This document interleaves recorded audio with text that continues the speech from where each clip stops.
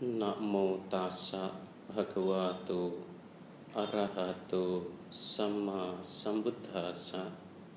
Namo tassa bhagavato arahato sama sambuddhassa. Namo tassa bhagavato arahato sama sambuddhassa. Pancahi bhikkhave anggehi anuggahita samaditi ceto vimutti palaca hoti. Ceto vimutti palani sangsaca anya vimutti palaca hoti. Anya vimutti palani sangsaca katamehi pancahi idha bhikkhave samaditi sila nugahita cahoti, suta nugahita cahoti, sakaca nugahita cahoti, samata nugahita cahoti, vipassana nugahita cahoti.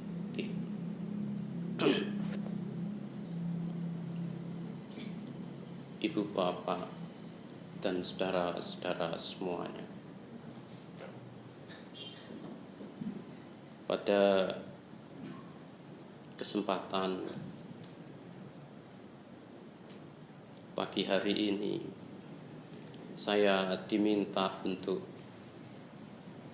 mengisi kebaktian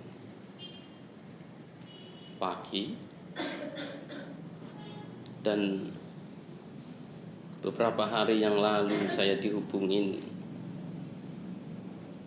ditanyakan temanya apa yang mau disampaikan untuk ceramah pagi hari ini. Biasanya kalau pas saya ceramah, saya sangat jarang menentukan tema ceramah saya itu jauh-jauh hari. Kadang juga saya tentukan itu temanya setengah jam sebelum saya berceramah. Kadang tepat pas saya duduk begini baru saya tentukan. Kadang saya pas bicara, mulai bicara begitu baru saya tentukan. Atau bahkan kadang-kadang saya tanya kepada umat, mau temanya apa. Jadi karena itu saya pada kesempatan pagi hari ini saya ingin mengambil Anuggahita Sutta sebagai dasar untuk ceramah pagi hari ini. Dan kebiasaan saya setelah pulang ke Indonesia, saya ketika berceramah selalu menggunakan satu sutta sebagai tema untuk berceramah. Dan sutta ini tidak akan pernah saya ulang dalam ceramah-ceramah saya di wihara yang lainnya. Nanti di wihara lain saya akan menggunakan sutta yang lain sebagai bahan ceramah. Mungkin kadang-kadang isi cerita beberapa ya harus saya kutip di sana sini, tapi tema yang saya pergunakan, sutta yang saya pergunakan itu akan selalu berbeda. Nah, ibu bapak dan saudara-saudara semuanya, sekalipun seumur hidup, kalau saya masih punya panjang umur, saya ceramah dengan menggunakan satu sutta setiap kali ceramah. Sutta itu pun tidak akan pernah habis untuk saya sampaikan, karena terlalu banyak sebenarnya yang bisa disampaikan. Nah, ibu bapak dan saudara-saudara semuanya, seingat saya waktu saya masih di Sri Lanka, saya dulu diminta bantuannya oleh Wihara Mahasampati untuk membelikan Tipitaka. Saya kalau nggak salah ingat itu Wihara Mahasampati itu minta saya, iya ya. Nah, itu saya membelikan beberapa Tipitaka salah satunya di sini. Dan setahu saya, tidak tahu, semoga saja tidak terjadi di sini. Yang namanya Tipitaka kalau sudah dibelikan itu biasanya cuma jadi hiasan aja. Di mana-mana itu jarang dibuka, jarang dipelajari, jarang dibaca-baca. Karena masalahnya apa? Masalahnya itu Tipitakanya bahasa Pali dan bahasa Inggris. Banyakan kita kalau sudah diterjemahkan dalam bahasa Indonesia, jujur saya tidak paham. Saya sulit untuk memahami Tipitaka yang sudah diterjemahkan ke dalam bahasa Indonesia. Kalaupun bahasa Inggris, saya hanya beberapa penerjemah saja, seperti Biku Bodhi itu favorit penerjemah saya. Itu kalau masih dalam bahasa Inggris. Kalau bahasa Pali ya saya tidak begitu juga paham. Nah, ibu bapak dan saudara-saudara semuanya, Tipitaka yang jumlahnya sekian banyak itu sebenarnya tidak berat untuk dipelajari, tidak susah untuk dipraktikkan. Sepanjang ibu bapak dan saudara-saudara semuanya memiliki keinginan untuk mempraktikkannya, untuk mempelajarinya. Saya masih ingat, sekalipun tidak tahu itu sudah berapa, mungkin sudah lebih dari, saya pulang itu aja 2013. Itu mungkin sudah hampir 10 tahunan yang silam saya membelikan Tipitaka. Saya masih ingat bobotnya Tipitaka Pali dan bahasa Inggris terjemahannya itu 66,5 kg. Itu bobotnya, saya masih ingat. Ya, sekalipun bukunya banyak begitu, seberat itu, apakah umat Buddha perlu mempelajari semuanya? Tidak. Apakah untuk mencapai kesucian, untuk mencapai pencerahan itu harus dibuka semuanya satu persatu? Tidak. Sebenarnya kalaupun saya mengajarkan sutta, mengambil sutta untuk bahan atau tema ceramah saya pun akan sampaikan dalam konteks praktek. Bukan saya sampaikan secara teoritis, bukan saya sampaikan secara akademis. Suatu ketika seorang umat bertanya kepada saya, Bante itu adalah seorang akademisi, tapi kemudian mengapa ceramah-ceramah Bante itu sangat sederhana? Saya katakan, lah yang sederhana aja kamu gak mudeng. Kalau saya sampaikan dalam bahasa akademis, saya yakin kamu itu langsung tidur. Nah, ibu bapak dan saudara-saudara semuanya, ketika kita bicara soal praktek, sebenarnya cukup ambil satu saja yang ibu bapak dan saudara-saudara semuanya yakini. Satu sutta, satu materi, apa saja, dan praktikkan dengan kesungguhan dalam kehidupan ini. Katakanlah ibu bapak dan saudara-saudara semuanya hanya, kalau dalam kehidupan begini biasanya dalam buku Paritapiru itu yang sering dibaca itu apa? Manggala Sutta atau Karanemetta Sutta. Kalaupun ibu bapak dan saudara-saudara semuanya cuman ambil satu sutta, apakah itu Karanemetta Sutta ataukah Manggala Sutta, itu sudah cukup untuk praktek. Kalau ibu bapak dan saudara-saudara tidak mau, karena itu butuh pemahaman yang berat, misalnya dianggap lebih berat, dianggap lebih sulit, satu sutta, ambil satu bait. Satu bait itu kalau dipraktekkan juga cukup. Kalau satu bait dianggap masih terlalu sulit, ambil satu baris. Itu pun sudah akan cukup untuk praktek. Dan kalau memang ibu bapak dan saudara semuanya merasa masih susah, ambil satu materi, misalnya dana, misalnya sila, dipraktekkan dengan kesungguhan, dan itu pun akan membuat ibu bapak dan saudara-saudara semuanya mampu untuk merealisasi nibbana dalam kehidupan sekarang ini juga. Berdana mungkin bagi ibu bapak dan saudara semuanya itu sederhana, tapi itu kalau dipraktekkan dengan sungguh-sungguh, dengan keseriusan, ibu bapak dan saudara semuanya akan merealisasi nibbana dalam kehidupan sekarang ini juga. Menjalankan sila kalau dipraktekkan dengan keseriusan, itu pun akan membuat ibu bapak dan saudara semuanya mampu merealisasi nibbana dalam kehidupan sekarang ini juga. Sebenarnya dalam agama Buddha tidak ada ajaran yang sederhana, dan juga tidak ada ajaran yang lebih sulit. Tidak ada yang lebih rendah, juga tidak ada yang lebih tinggi. Semuanya itu sebenarnya memiliki nilai yang sama, tergantung ibu bapak dan saudara-saudara semuanya memahaminya itu bagaimana. Sebenarnya kuncinya itu hanya pada pemahamannya itu saja. Kalau ibu bapak dan saudara-saudara menganggap dana itu adalah praktek yang tidak memungkinkan ibu bapak dan saudara semuanya untuk merealisasi nibbana, tidak akan mungkin ibu bapak dan saudara semuanya merealisasi nibbana dengan cara berdana. Kalau ibu bapak dan saudara-saudara semuanya berpikir bahwa menjalankan sila itu tidak memungkinkan ibu bapak dan saudara semuanya untuk merealisasi nibbana, juga tidak akan mungkin untuk merealisasi nibbana dalam kehidupan sekarang ini juga.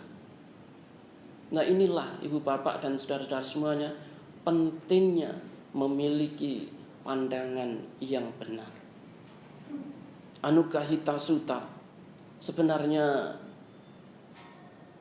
berorientasi tentang pentingnya memiliki pandangan benar, dan pandangan benar itu tidak berdiri sendiri.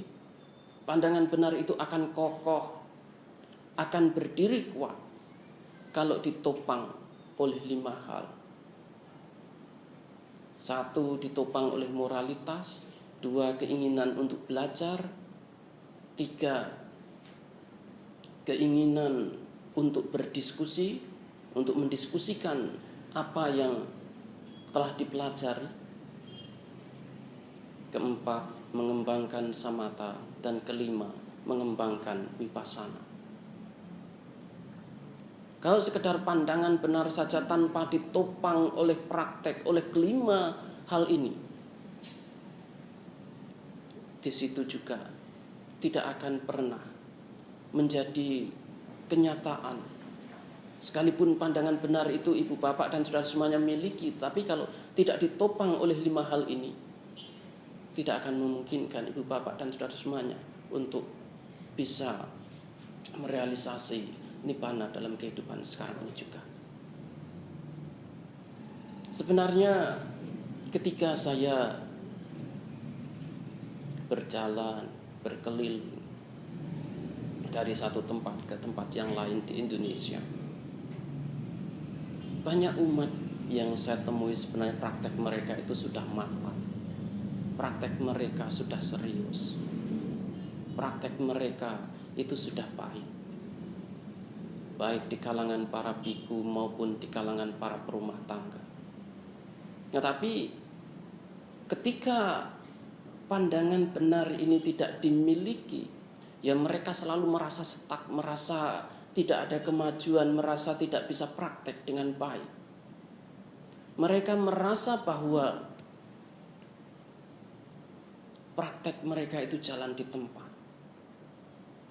Karena masalahnya seringkali apa yang saya temukan adalah umat-umat kita, umat Buddha terutama, itu lebih sering daripada tidak sangat kuat, sangat menggenggam kuat pesimismenya. Tidak punya keyakinan. Saya tidak khawatir kalaupun ibu bapak dan saudara semuanya setiap hari datang ke wihara, setiap minggu melakukan puja bakti semacam ini. Tidak punya keyakinan, tidak punya motivasi, dan tidak punya semangat untuk praktek. Mengapa saya katakan demikian, ibu bapak dan saudara-saudara semuanya? Sabda itu artinya adalah keyakinan pada diri sendiri. Sabda itu tidak hanya keyakinan pada Buddha, Dhamma, dan Sangha, tetapi itu juga keyakinan pada praktek. Ketika prakteknya sudah baik, ketika prakteknya sudah mapan, ketika prakteknya sudah maju, masih juga umat Buddha itu bilang begini, Bante, saya ini umat awam, saya tidak bisa praktek dengan baik. Bante, saya ini umat awam, saya ini tidak bisa bermeditasi dengan baik. Saya tidak bisa menjalankan sila dengan baik. Oleh karena itu saya mau berdana saja agar nanti dalam kehidupan yang akan datang saya bisa praktek dengan baik. Tapi ibu bapak dan saudara-saudara semuanya perlu ingat bahwa apapun yang kita pikirkan, apapun yang kemudian kita refleksikan dalam batin kita, itulah kemudian nanti yang akan mengkristal dalam diri ibu bapak dan saudara-saudara semuanya. Kalau dalam kehidupan sekarang ini ibu bapak dan saudara-saudara semuanya berpikir bahwa saya akan praktek dalam kehidupan yang akan datang, saya akan mencapai kesucian dalam kehidupan yang akan datang, ketika ibu bapak dan saudara semuanya mati dari kehidupan ini, dalam kehidupan yang akan datang juga akan sama seperti itu, tidak ada bedanya sama sekali. Dalam kehidupan yang akan datang pun ibu bapak dan saudara semuanya akan berpikir, dalam kehidupan yang akan datang saya akan praktek, dalam kehidupan yang akan datang saya akan mencapai kesucian. Begitu Buddha Maitreya datang, mohon maaf Bante, saya tidak bisa praktek dalam kehidupan ini. Itu yang akan mengkristal. Itu yang kemudian akan ibu bapak dan saudara semuanya timbun dalam diri ibu bapak dan saudara semuanya. Persis seperti ibu bapak dan saudara semuanya kalau berdagang begitu ya. Saya mohon maaf, saya tidak bermaksud rasa, tapi yang namanya orang-orang Tionghoa itu fokusnya apa? Bergerak menjadi pedagang. Nah, karena mereka yang mereka pikirkan itu adalah berdagang, akhirnya apa? Mereka ini sangat hebat dalam dunia perdagangan. Kalau disuruh bertani, saya tidak yakin akan sukses. Karena yang mengkristal dalam diri mereka dari satu generasi ke generasi yang lain, yang selalu diwariskan dari nenek moyang sampai sekarang, itu apa? Berdagang. Oleh karena itu ketika mereka berdagang, mereka mampu berdagang dengan sebaik-baiknya. Mereka mampu menguasai dunia perdagangan dengan sebaik-baiknya. Karena apa? Ini yang dikembangkan. Ini yang kemudian dilakukan setiap hari. Sang Buddha mengatakan bhavita bahulikata, dikembangkan, diperbanyak. Praktek juga begitu. Apapun yang ibu bapak dan saudara semuanya perbanyak, apapun yang ibu bapak dan saudara semuanya kembangkan, itulah yang kemudian akan mendarah daging. Itulah yang kemudian akan menjadi bekal dalam hidup ibu bapak dan saudara semuanya. Itulah yang kemudian akan ibu bapak dan saudara semuanya warisi. Kalau ibu bapak dan saudara semuanya berpikir, saya tidak sanggup untuk mencapai kesucian dalam kehidupan ini karena praktek saya kurang baik. Ini sudah jelas-jelas ibu bapak dan saudara semuanya tidak punya keyakinan dalam prakteknya sendiri. Ini menunjukkan bahwa ibu bapak dan saudara semuanya adalah orang yang pesimis, orang yang tidak memiliki motivasi dalam praktek. Seringkali yang namanya kesucian itu diterjemahkan, dipahami secara muluk-muluk. Saya akan menerjemahkannya dengan cara yang sederhana. Yang namanya kesucian itu adalah kedewasaan batin. Kalau ibu bapak dan saudara semuanya berpikir bahwa dalam kehidupan ini ibu bapak dan saudara semuanya tidak mampu untuk mencapai kesucian, itu menunjukkan bahwa ibu bapak dan saudara semuanya berpikir tidak mampu untuk mencapai kedewasaan batin dalam kehidupan sekarang ini. Sesimpel itu. Jadi apakah itu pencapaian kesucian tingkat pertama, pencapaian tingkat kesucian kedua, ketiga maupun keempat, semuanya itu adalah wujud kedewasaan batin dan tidak lebih dari itu. Yang namanya kesucian itu tidak di luar itu. Yang namanya kesucian itu adalah bagaimana kita mendewasakan batin kita. Tapi kemudian umat Buddha berpikir bahwa untuk mencapai kesucian itu harus beginilah, harus begitu, kalau enggak begini salah, kalau enggak begitu enggak benar. Sehingga umat Buddha itu setiap waktunya, dari waktu ke waktu, hanya dihantui oleh pesimisme, oleh keraguan-raguan, oleh kemalasan dalam praktek. Yang paling populer alasan umat Buddha untuk tidak mencapai kesucian dalam kehidupan ini itu apa? Paramitanya belum cukup. Tapi saya tantang semua orang, carikan kalau memang ada dalam Tipitaka, tunjukkan kepada saya. Tidak ada satupun yang bisa menunjukkan kepada saya. Tidak ada. Kalau memang konsep 10 paramita itu ada dalam Tipitaka, tolong tunjukkan kepada saya. Mungkin saya salah baca. Salah satu alasan umat Buddha itu apa? Harus menyempurnakan 10 paramita dengan sedemikian hebatnya, perlu disempurnakan dalam sekian kalpa. Saya tidak tahu, saya tidak hafal itu. Tapi begitu saya tanya, sudah berapa banyak paramita yang kamu kumpulkan? Tidak ada yang bisa jawab. Kamu perlu berapa lagi? Perlu berapa paramita lagi untuk bisa sempurna paramitanya? Juga tidak ada yang bisa jawab. Saya bilang, betapa bodohnya kamu ini. Coba sekarang ibu bapak dan saudara semuanya yang berpikir, saya mau berbuat baik untuk mengumpulkan paramita. Saya tanya, kalau mati sekarang juga, kita mati rame-rame di sini, kira-kira paramitanya itu cukup tidak untuk terlahir di surga? Paramita yang sudah dikumpulkan, tidak tahu kebanyakan ibu bapak dan saudara semuanya, mungkin sebagian sudah ada yang beragama Buddha dari kecil, sudah beragama Buddha sejak lahir, baru beragama Buddha dan sebagainya. Kalau kita saat ini mati rame-rame, apalagi sekarang lagi rame-ramenya musim teroris, tiba-tiba ada orang lari dari luar sana langsung blum, kita rame-rame mati di sini. Kira-kira ibu bapak dan saudara-saudara semuanya terlahir di mana? Di mana? Di Awiji? Ya syukur nanti nemani Bante Dewa Data. Nah itulah ibu bapak dan saudara-saudara semuanya. Ibu bapak dan saudara semuanya pegang prinsip, pegang saya minta air bisa enggak? Saya minta air minum.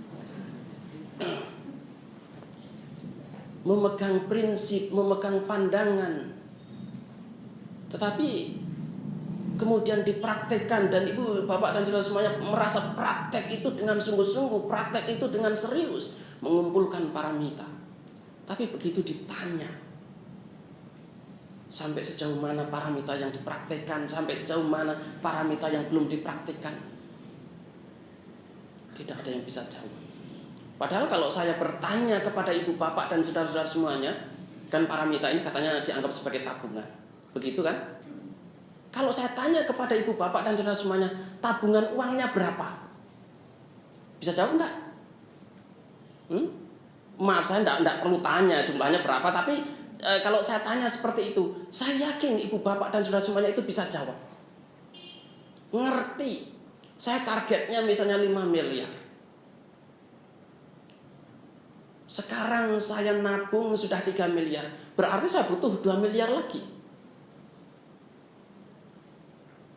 Butuh 2 miliar lagi. Nah, ibu bapak dan saudara-saudara semuanya, bagi mereka yang praktek dengan serius, praktek dengan baik, mereka tahu secara persis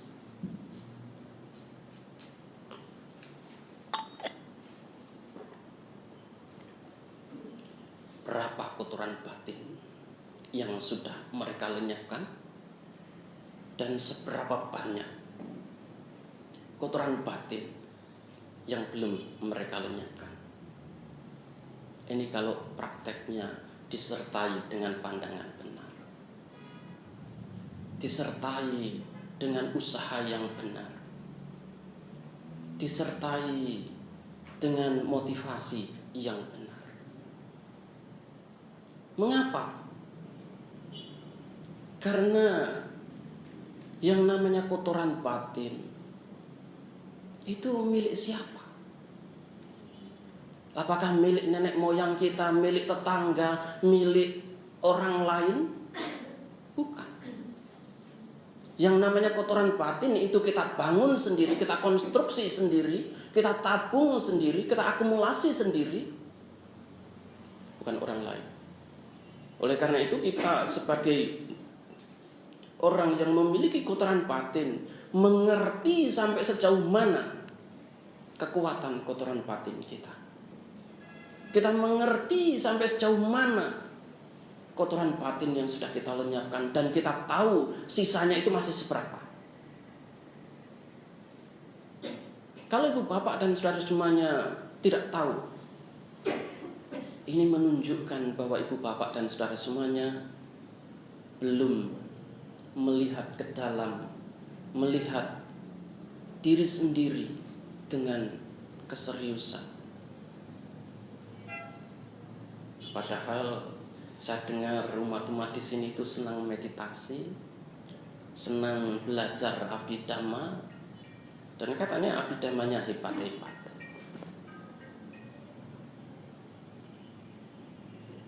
Nah, oleh karena itu, kalau memang praktek dengan sungguh-sungguh, praktek dengan serius, seharusnya ibu bapak dan saudara semuanya mengerti, mengetahui, memahami diri sendiri dengan baik. Karena yang namanya praktek dalam agama Buddha itu tujuannya adalah untuk melihat ke dalam, untuk melihat ke dalam diri kita sendiri, bukan melihat keluar. Karena kita itu selalu sibuk melihat keluar, akhirnya apa yang terjadi? Ya, kita selalu menyalahkan orang lain, selalu ribut dengan orang lain, dan bukan rahasia lagi, wihara itu adalah tempat yang paling ribut. Boleh percaya, boleh tidak. Sekalipun setiap kebaktian begitu, ini saya sampaikan di mana-mana. Kebaktiannya, waktu kebaktian meditasinya apa? Marilah kita bermeditasi mengembangkan cinta kasih. Yang dibacakan apa dalam waktu meditasi? Semoga semua makhluk hidup berbahagia. Tetapi begitu sudah selesai kebaktian, ributnya setengah mati. Satu orang ribut dengan orang lain, satu orang bertengkar dengan orang lain. Oleh karena itu tidak mengherankan kalau di Indonesia itu kemudian sektenya, ya, sekte yang terdaftar di Departemen Agama itu berapa? Kalau nggak salah itu 25 di Indonesia yang terdaftar di Departemen Agama. Itu semuanya terjadi karena apa? Itu semua terjadi karena selalu sibuk melihat keluar. Dan wihara satu pecah menjadi wihara lain. Itu juga karena apa? Selalu sibuk melihat keluar dan tidak sibuk melihat ke dalam. Ini yang terjadi. Kita kalau memang serius mempraktekkan meditasi cinta kasih, seharusnya wihara itu adalah tempat yang paling damai, tempat yang paling indah untuk dikunjungi, tempat yang paling nyaman untuk ditinggali. Kenyataannya tidak demikian. Ini pasti ada yang salah. Salahnya di mana? Kemudian salahnya itu di mana? Oleh karena itu mari kita bersama-sama introspeksi. Mari bersama-sama kita melihat ke dalam diri kita sendiri, menemukan jawabannya itu seperti apa. Saya sampaikan di mana-mana, nggak khawatir saya. Dan yang namanya wihara itu sudah berdiri, kita Sangga Theravada Indonesia itu sudah berdiri 40 tahun. Dan itu bukan masa yang kecil. Sang Buddha itu masa hidupnya berapa? 45 tahun ya. Setelah menjadi Buddha, beliau hidup dari usia 36 sampai usia 80. 45 tahun. Dan itu sudah menghasilkan sedemikian banyak orang-orang yang luar biasa. Nah, ibu bapak dan saudara-saudara semuanya, kita perlu melihat ke dalam, perlu mengintrospeksi diri agar kedamaian di dalam diri kita itu bisa tercapai. Kalau kita bisa damai secara internal untuk mendapatkan kedamaian di luar, itu hal yang simpel. Itu hal yang paling gampang. Karena Sang Buddha itu damai secara internal. Sang Buddha mengatakan, dunia ini memusuhin saya, tapi saya tidak pernah memusuhi dunia ini. Akhirnya Sang Buddha yang dimusuhin seperti apapun, tidak hanya dari agama-agama lain, dari dalam juga. Jangan dipikir semua biku itu suka kepada Sang Buddha. Tidak. Tidak hanya Dewadatta saja yang tidak suka kepada Sang Buddha. Banyak biku-biku yang lain yang tidak suka kepada Sang Buddha. Sekalipun beliau itu adalah sebagai guru, sebagai guru utama. Tapi apakah kemudian semua biku itu suka? Tidak. Jangan dipikir semua biku itu kemudian tunduk pada Sang Buddha. Jangan dipikir semua biku itu kemudian menurut kepada Sang Buddha. Tidak. Tapi Sang Buddha menghadapinya dengan santai, menghadapinya dengan tenang. Nah, inilah ibu bapak dan saudara-saudara semuanya. Ketika pandangan benar itu ditopang dengan pengendalian diri, ditopang dengan moralitas, kemudian pandangan benar itu mampu untuk menciptakan kedamaian, mampu untuk menciptakan ketenangan, mampu menciptakan suasana yang sejuk dimanapun dia tinggal. Pandangan benar dalam hal ini memiliki makna yang sangat luas. Kalau ibu bapak dan saudara-saudara semuanya membaca Mahajatari-saka Sutta misalnya, di situ pandangan benar itu dibagi dua. Pandangan benar yang masih disertai dengan kilesa, dengan kotoran batin, dan pandangan benar yang tidak lagi disertai dengan kilesa. Pandangan benar yang disertai dengan kilesa itu apa? Perbuatan baik itu masih ada dampaknya, masih ada surga dan neraka. Salah satunya begitu. Tapi kalau pandangan benar yang tanpa disertai oleh kilesa bagaimana? Itu adalah pandangan benar mengenai 4 kebenaran mulia sebenarnya, tanpa kilesa sama sekali.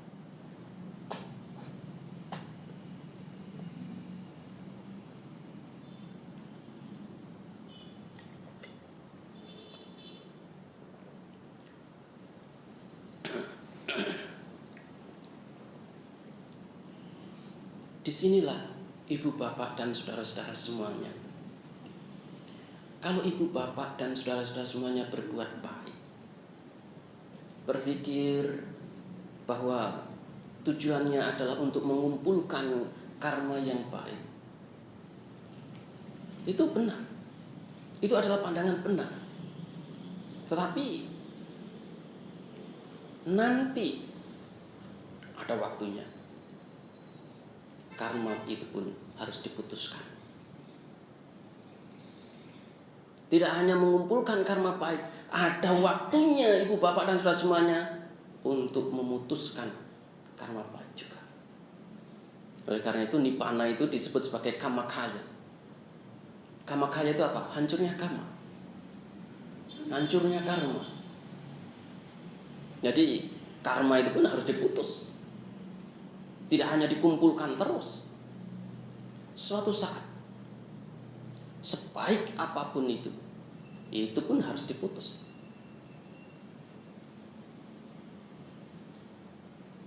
Nah, ibu bapak dan saudara-saudara semuanya, sebenarnya memutuskan semuanya itu sudah kita lakukan dari waktu ke waktu. Hanya saja ibu bapak dan saudara semuanya seringkali tidak paham, seringkali tidak mengerti, seringkali tidak mampu untuk melihatnya dengan baik. Ketika kita praktek meditasi misalnya,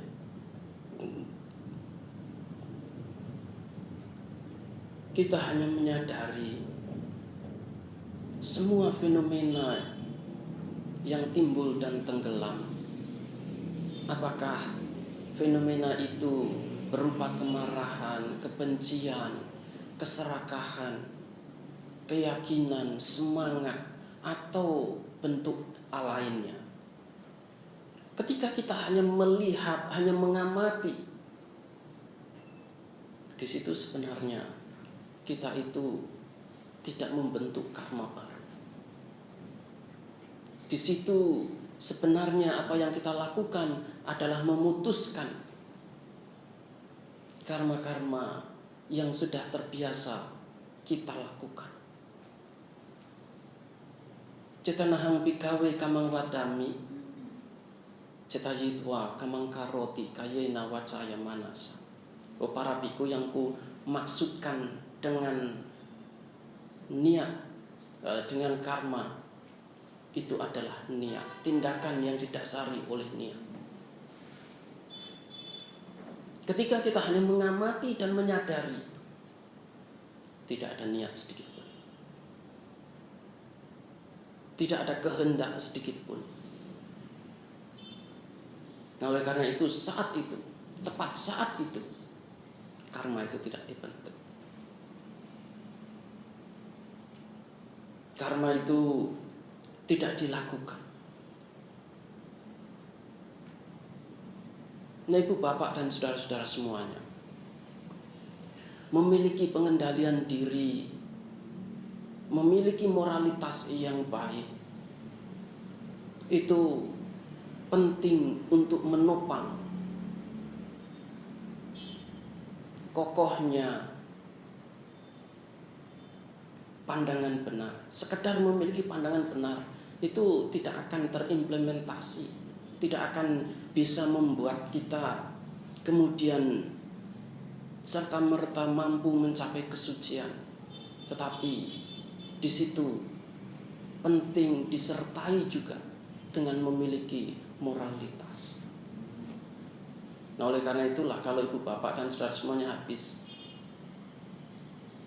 meminta tuntunan sila, biasanya para biku atau samanera akan mengatakan silena sukating yanti, silena buka sampada, silena niputing yanti. Dengan menjalankan sila, ibu bapak dan saudara semuanya akan bisa terlahir di surga. Dengan menjalankan sila, ibu bapak dan saudara semuanya akan menjadi orang yang kaya. Dengan menjalankan sila, ibu bapak dan saudara semuanya akan mampu merealisasi nibbana.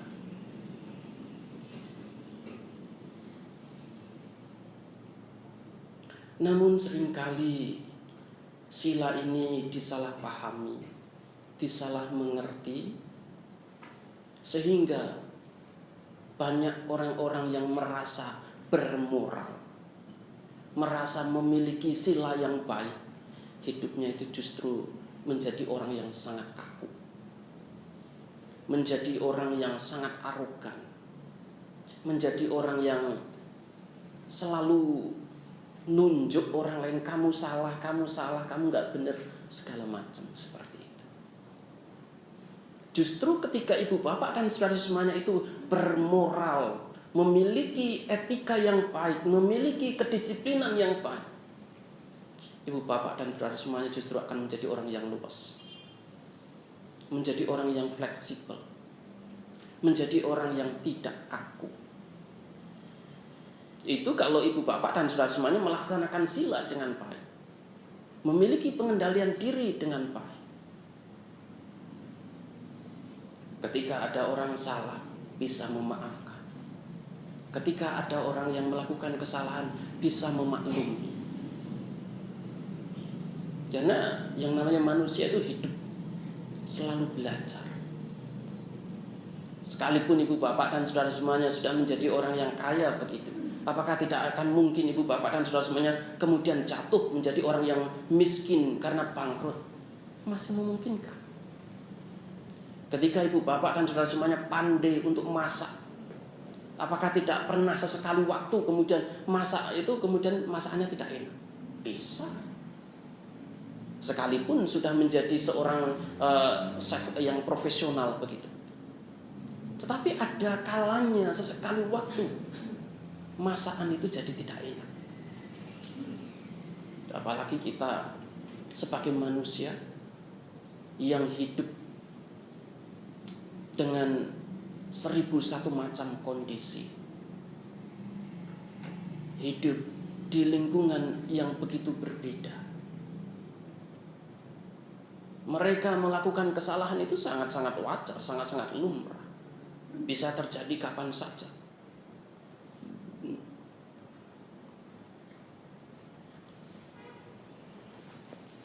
Yang kedua dan ketiga itu dikatakan bahwa pandangan benar akan menjadi kokoh kalau ditopang oleh keinginan untuk belajar dan juga keinginan untuk berdiskusi. Mau belajar, mau berdiskusi dengan yang lain. Katakan begini, ibu bapak dan saudara semuanya mempraktikkan sila,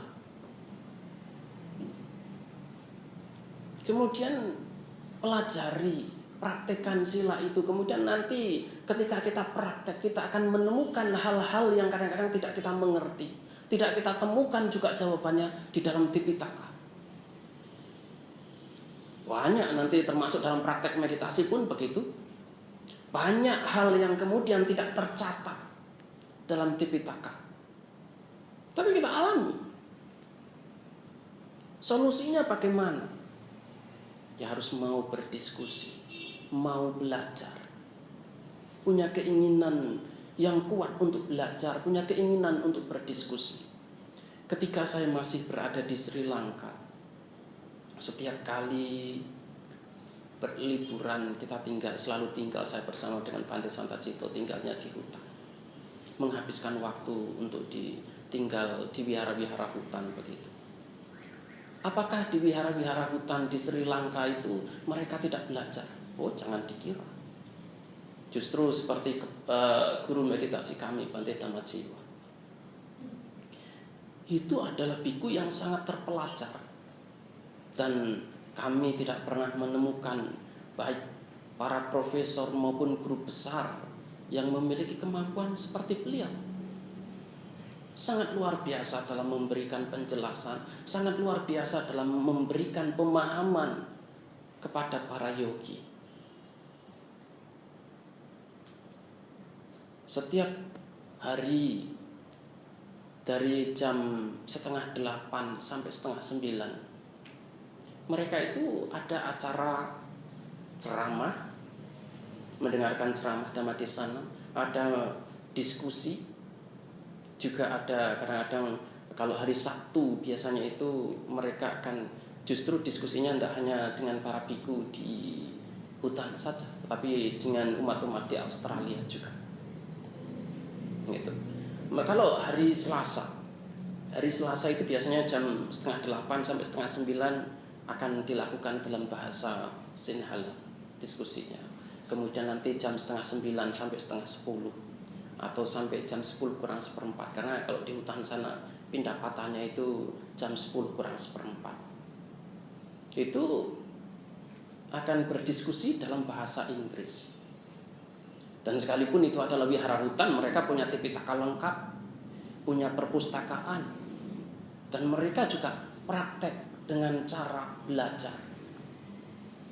Mereka belajar, ada waktunya untuk belajar. Kalau pagi mereka belajar, tapi kalau sudah sore, mulai habis makan siang, mulai habis selesai diskusi, apa yang mereka lakukan itu adalah praktek dengan serius. Oleh karena itu banyak biku-biku Sri Lanka yang kemudian tinggal di hutan itu adalah biku-biku yang sangat terpelajar. Yang baru saja meninggal itu siapa? Biku Katukurunde Nyanananda. Itu bukunya The Concept and Reality. Sampai sekarang tidak ada para profesor ataupun guru besar yang sanggup untuk menentang atau katakan menemukan kesalahan konsepnya, karena beliau sangat menguasai bahasa Pali. Yang sangat terkenal itu dan bukunya itu dipakai di kampus-kampus. Concept and Reality itu sangat terkenal buku beliau. Gitu. Nah, oleh karena itulah ibu bapak dan saudara semuanya, mau belajar kemudian mau berdiskusi. Kita ya berdiskusi kalau pagi begitu, ya kita diskusi apapun yang mau didiskusikan, kita diskusikan. Ada waktunya tersendiri kita akan interview, mendiskusikan masalah-masalah praktek kita. Kalaupun ada diskusi hari Selasa dalam bahasa Sinhala dan bahasa Inggris semacam itu pun diskusinya akan dilakukan dalam konteks praktek. Kalau sudah teoritis, akan langsung ditendang. Kalau guru saya ketika pertanyaan-pertanyaannya itu bersifat teoritis, pertanyaannya itu akan dijawab dengan singkat. Habis itu beliaunya biasanya, kalau saya ya seringkali kurang ajar. Guru saya akan selalu bertanya, ngapain kamu tanya begitu? Kalau saya bilang, ya saya pengen tahu aja, kamu habiskan waktu aja. Guru saya kadang-kadang kata-katanya itu kasar, tapi sebenarnya beliau adalah orang yang sangat-sangat baik. Dan saya adalah salah satu murid yang selalu berani kurang ajar, tidak khawatir, tidak takut untuk selalu menertawakan beliau atau apapun. Kalau murid-muridnya yang lain enggak berani, tapi saya berani. Saya tidak takut sama sekali dengan beliau, karena saya tahu beliau itu tidak mungkin marah. Nah, ibu bapak dan saudara-saudara semuanya, kemudian masih banyak biku-biku lain di Sri Lanka yang tinggalnya itu di hutan, tetapi mereka adalah biku-biku yang sangat terpelajar, biku-biku yang sangat hebat dalam menguasai Tipitaka, juga menguasai prakteknya. Karena ada keinginan untuk praktek, ada keinginan untuk belajar, juga ada keinginan untuk mendiskusikannya dengan yang lain. Termasuk biku Bodhi itu juga asosiasinya adalah dengan biku-biku hutan semacam itu. Dan beliau tinggalnya di Kandy, kalau dulu selama tinggal di Sri Lanka, di Kandy itu di Forest Hermitage. Itu pun ya wihara hutan tapi kecil sebenarnya, tidak terlalu besar. Itu. Nah, kemudian yang keempat dan kelima, ini yang seringkali menjadi kontroversi di kalangan umat Buddha dan dijadikan bahan debat. Kemudian juga dijadikan bahan untuk menimbulkan pesimisme dalam praktek, yaitu samatha dan vipassana.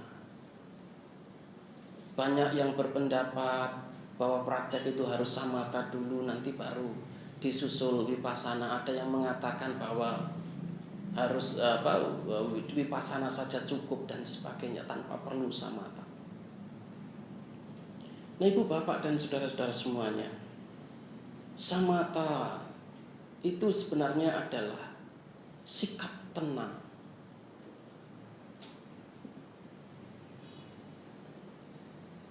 Dalam menghadapi fenomena batin dan jasmani.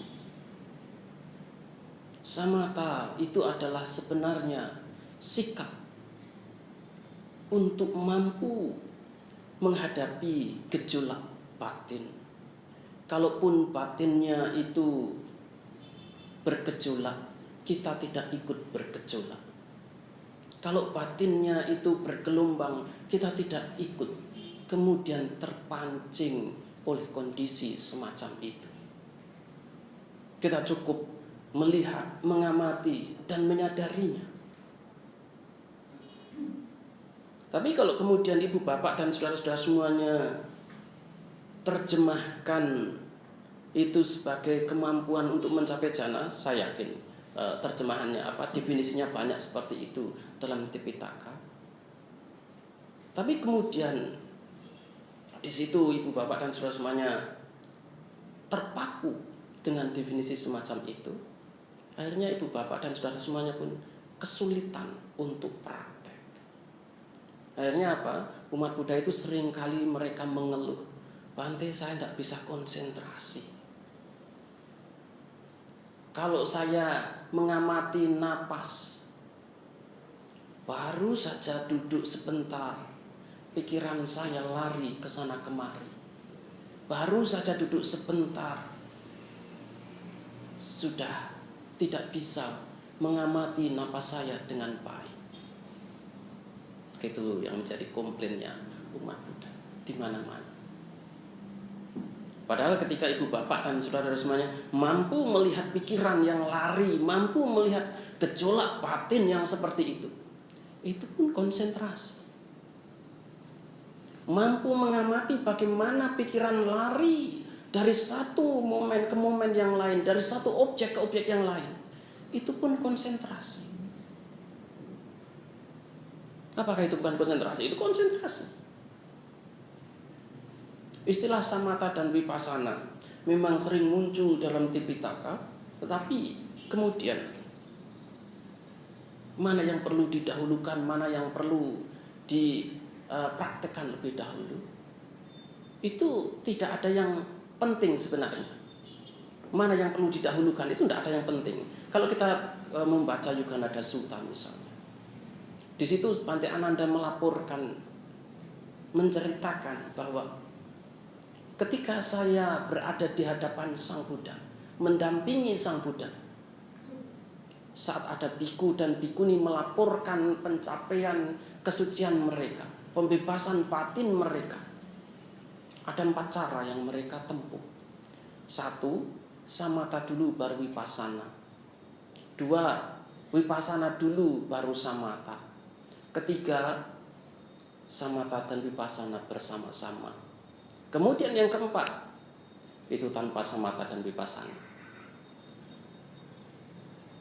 Dan selama ini ibu bapak dan saudara semuanya cuma terjebak pada samatha dan vipassana. Dan teknik yang disebutkan sebagai teknik keempat itu disebut sebagai dhamma udaca. Tidak ada istilah samatha dan vipassana. Hanya 3 teknik yang pertama saja itu memiliki samatha dan vipassana, tapi teknik yang keempat itu di luar samatha dan vipassana.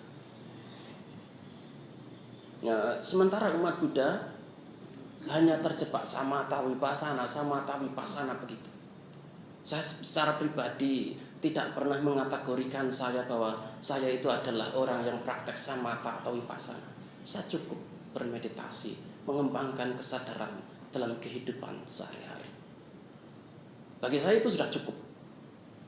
Orang menganggap praktek saya tidak sesuai dengan Tipitaka atau tidak sesuai, saya tidak masalah sama sekali. Yang terpenting itu saya tahu bahwa praktek yang saya lakukan mampu membantu saya untuk menghancurkan kotoran batin yang ada dalam diri saya.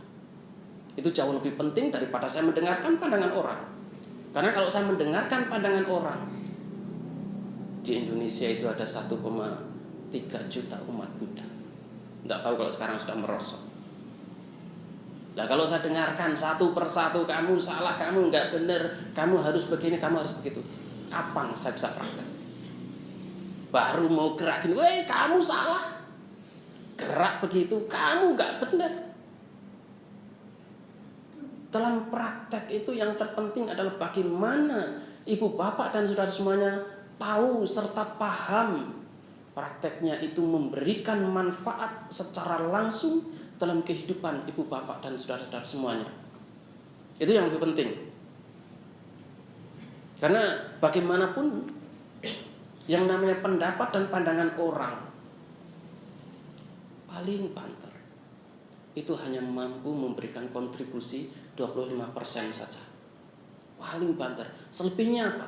Selebihnya adalah usaha pribadi kita, pemahaman kita sendiri, pengertian kita sendiri.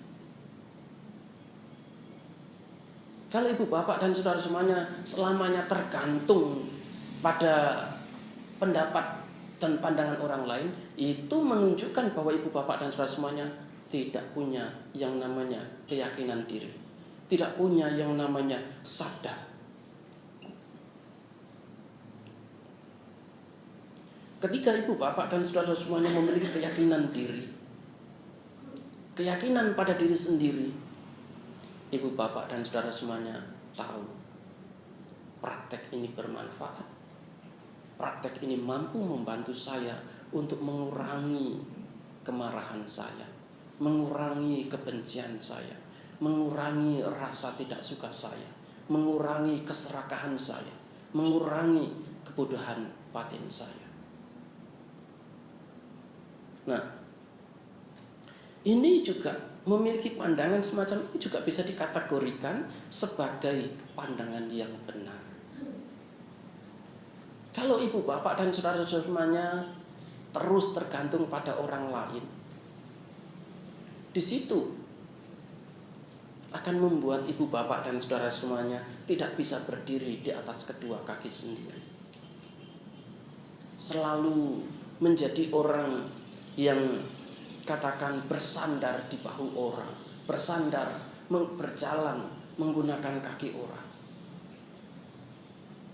Bagaimanapun kemudian ibu bapak dan saudara semuanya perlu mengevaluasi, melihat ke dalam. Nah, oleh karena itu salah satu faktor penentu kemajuan praktek menurut Sang Buddha itu adalah melakukan review ke dalam, melakukan evaluasi ke dalam. Contohnya bagaimana? Contohnya itu adalah begini. Sekarang kita lihat kondisi batin kita, kemudian kita bandingkan dengan katakanlah 10 tahun yang silam, ketika kita belum praktek Dhamma dengan serius. Bandingkan dengan 5 tahun yang silam, bandingkan dengan 1 tahun yang silam. Bagaimana perbedaannya? Apakah sudah ada perbedaannya ataukah belum? Apakah sudah memberikan manfaat ataukah belum? Atau justru sebaliknya? Ibu bapak dan saudara semuanya begitu praktek, tambah kaku, tambah arogan, tambah sombong, tambah besar kepala, tambah marah, tambah sensitif dan sebagainya.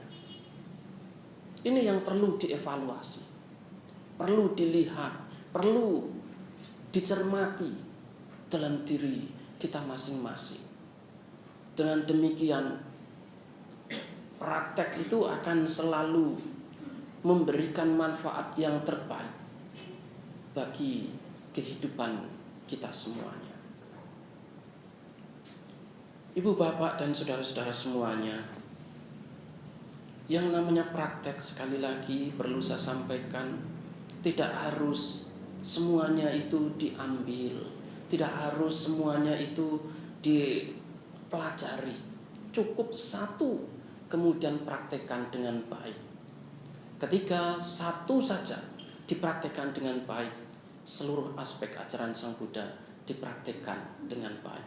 Tapi kalau satu praktek ini dipraktekkan dengan salah, seluruh ajaran Sang Buddha pun dipraktekkan dengan salah. Oleh karena itu Sang Buddha mengatakan memiliki pandangan benar itu adalah kunci dalam praktek. Memiliki pandangan benar, memiliki samaditi itu adalah awal mula kesuksesan dalam praktek. Setelah pandangan benar ini dimiliki, ibu bapak dan saudara semuanya akan bisa berjalan dengan mudah dalam praktek. Tapi selama pandangan salah yang selalu digenggam, ibu bapak dan saudara semuanya tidak akan pernah berhenti untuk terus mengembara di alam samsara, untuk terus mengalami duka dalam kehidupan ini. Saya kira itulah yang bisa saya sampaikan dalam kesempatan ini. Semoga bisa menginspirasi ibu bapak dan saudara-saudara semuanya.